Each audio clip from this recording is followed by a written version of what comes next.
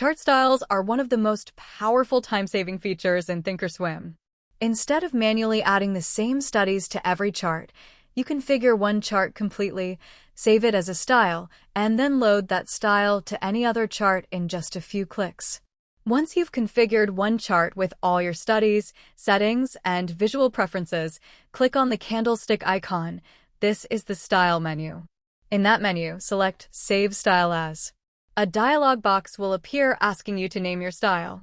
Give it a descriptive name that tells you what it contains, something like 5-minute scalping, or daily swing setup, or main chart style.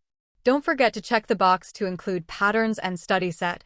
Without it, you're only saving the visual appearance, not the studies. You'd have to manually add all your studies again each time you load the style, which defeats the entire purpose. Click OK and your style is now saved. To apply a save style to any chart, go back to the Style menu.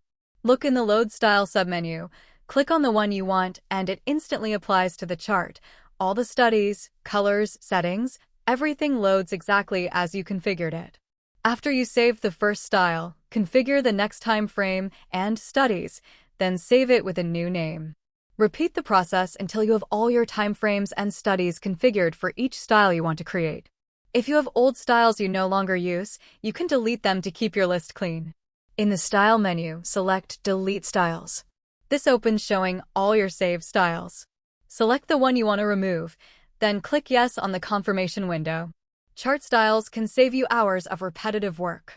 Take the time now to build your styles once so you can apply them everywhere in an instant.